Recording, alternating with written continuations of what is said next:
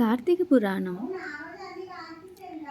రాజా కార్తీక మాసం గురించి దాని మహత్యం గురించి ఎంత వినును తనివి తీరదు. ఈ మాసంలో శ్రీ మహావిష్ణువును సహస్ర కమలములతో పూజించిన వారి ఇంట లక్ష్మీదేవి స్థిరంగా ఉండును. తులసీ దళములతో గాని బిల్వపత్రములతో గాని సహస్రనామ పూజ చేసిన వారికి జన్మరహిత్యం కలుగును.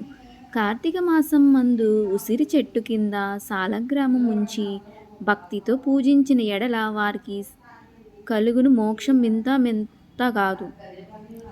అటులనే బ్రాహ్మణులకు కూడా ఉసిరి చెట్టు కింద భోజనం పెట్టి తాను తినిన సర్వ పాపములు పోవును.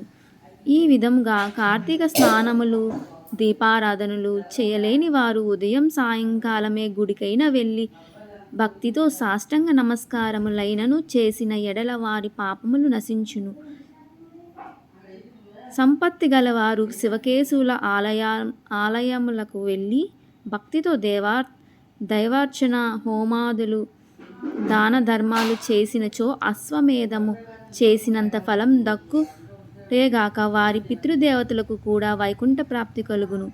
శివాలయమున గాని విష్ణు ఆలయములు గాని జెండా ప్రతిష్ఠించిన యమకింకరులకు దగ్గర రాలేరు సరికదా. పెను గాలి ధూళి రాను లెగిరిపోయినట్లే కోటి పాపములైనను పటాపంచలైపోవును.